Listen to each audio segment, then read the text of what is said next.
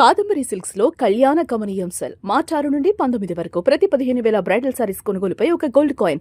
సంచలనంగా మారినటువంటి యూట్యూబర్ వైష్ణవికి సంబంధించినటువంటి హత్య కేసులు ఇప్పుడు పోలీసులను ఛేదించే ప్రయత్నం చేస్తున్నారు.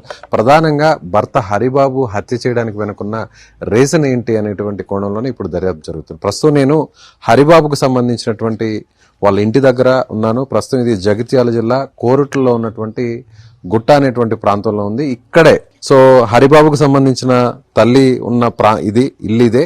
సో ఇక్కడ సరిగ్గా హత్యకు కొన్ని రోజుల ముందట వైష్ణవిని ఇంటికి తీసుకురావడం జరిగింది. ఇక్కడ ఎవరైతే హరిబాబుకు సంబంధించినటువంటి తల్లి ఉందో తల్లి లక్ష్మితో గొడవ పడ్డారు. సో గొడవ పడిన తర్వాత అక్కడి నుంచి ఆమె ఈ ఇంటిలోనే ముందుగా వైష్ణవితో పాటు హరిబాబు ఇద్దరి కళ్ళల్లో కూడా కారం కొట్టింది అనేటువంటి సమాచారం కూడా మనకి తెలిసినటువంటి విషయం తెలిసిందే.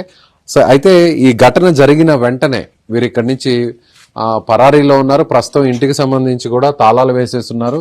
సో ఇంటికి ఎప్పుడైతే హత్య జరిగిన తర్వాత వెంటనే వీళ్ళ ప్రమేయం ఉంది అని ఆరోపణలు వచ్చినటువంటి సందర్భంలో ఇక్కడి నుంచి వారి తల్లి లక్ష్మి పరారీ అయినటువంటి పరిస్థితి. అయితే ఇక్కడ వీళ్ళకి కొంత ఇన్ఫ్లుయెన్స్ కూడా ఉంది అనేటువంటి ఆరోపణను వైష్ణవికి సంబంధించిన తల్లిదండ్రులు కుటుంబ సభ్యులు ఆరోపిస్తున్నారు. ఇక్కడ చూడొచ్చు మనం ఇంటికి తాళం వేసేశారు. ఇక్కడ తల్లి చిత్తారి సాయిలు లక్ష్మి అంటే హరిబాబు తండ్రి చనిపోయారు.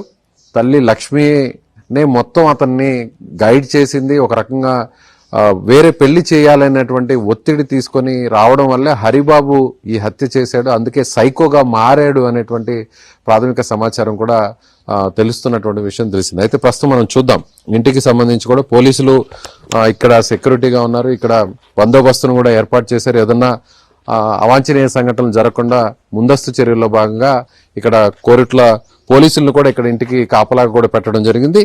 అదేవిధంగా వైష్ణవి తల్లిదండ్రులు కూడా ఒక ఆరోపణ కూడా చేస్తున్నారు. వీళ్ళకి పొలిటికల్ ఇన్ఫ్లుయెన్స్ కూడా ఉంది. హరిబాబుకు సంబంధించిన సోదరుడు ఆనంద్, చిత్తారి ఆనంద్ ఒక రాజకీయ పార్టీలో ఉన్నారు. గతంలో కూడా ఆయన 23వ వార్డుకు సంబంధించి ఇక్కడ మున్సిపాలిటీలో కౌన్సిలర్ గా పోటీ చేశాడు.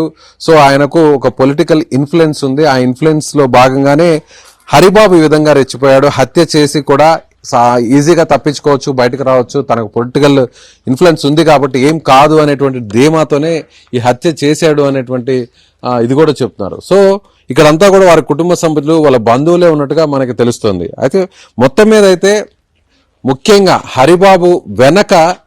హరిబాబుకు సంబంధించినటువంటి తల్లి ప్రధానంగానే అతని మీద ఒత్తిడి తీసుకురావడం వల్లే సో ఎట్టి పరిస్థితుల్లో ఆమెను హత్య చేసిన తరువాతే ఇక్కడికి రావాలి, అప్పుడే వేరే ఒకరితో ఇచ్చి వివాహం చేస్తాను అని ఘంటాపదంగా పదే చెప్పడం.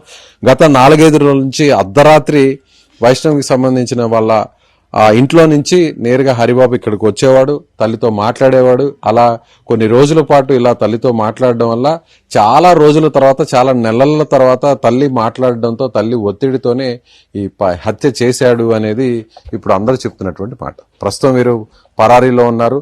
సో ఇది ఒక సంచలనంగా మారినటువంటి కేసు. అయితే పోలీసులు అయితే మాత్రం వీరి ప్రమేయం ఉందా లేదా అనేటువంటి కోణంలో దర్యాప్తు చేస్తున్నారు. వీళ్ళని కూడా అదుపులోకి తీసుకునేటువంటి ప్రయత్నం అయితే చేస్తున్నారు. మొత్తం మీద ఖచ్చితంగా శిక్ష పడాలి వైష్ణవిని హత్య చేసినటువంటి హరిబాబుకు. అలాగే హరిబాబు మీద ఒత్తిడి తీసుకొచ్చినటువంటి తల్లి లేదా ఇతర కుటుంబ సభ్యులు ప్రమేయం ఉంటే వారిని కూడా అదుపులోకి తీసుకొని విచారించి ఖచ్చితంగా వారికి కూడా శిక్ష పడాలి అనేటువంటి డిమాండ్ అయితే రైజ్ అవుతుంది. సో ప్రస్తుతానికి సంబంధించి పోలీసులు చెప్తున్న దాని ప్రకారం వీరి ప్రమేయం ఎంతవరకు ఉందనేటువంటి విషయం ముందుకు వచ్చేటువంటి అవకాశం ఉంది.